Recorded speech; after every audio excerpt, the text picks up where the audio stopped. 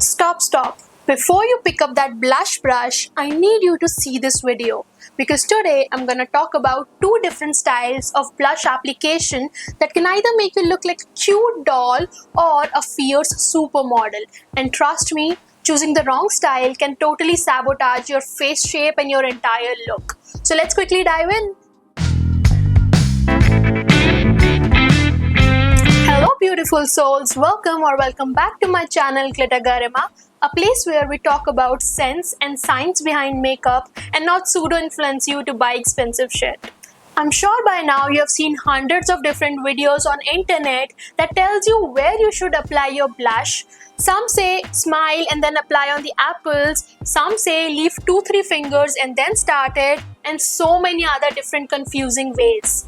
So I have narrowed it down to two specific styles of blush application, and I'm also going to talk about which face shape should apply which one and what kind of vibe it's going to create. So I have named style number 1 as apple style.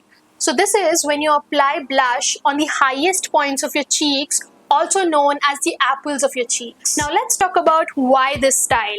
When you apply blush on the apples of your cheeks, it's going to bring all the center of attention towards your cheeks. And colors on your cheeks will make them look naturally flushy and chubby. That's going to give you a cute puppy face with romantic vibes. But you have to avoid it when you have naturally chubby and heavy cheeks because you don't want them to look even chubby. You can also apply the same blush on your nose that will bring everything together and create a cohesive natural tint and screams, I woke up with this natural glow face. But again, do not do this when you have a naturally thick and chubby nose. Now let's talk about style number 2. I have named this style as temple style because you leave 2 to 3 finger gap from your nose and then start your blush application, taking it towards the temples of your face. Now let's talk about why this style.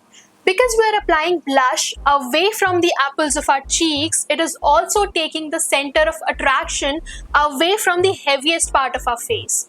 That's going to make you look slim, your face will look uplifted, sculpted and glamorous like a model who's ready for a ramp walk.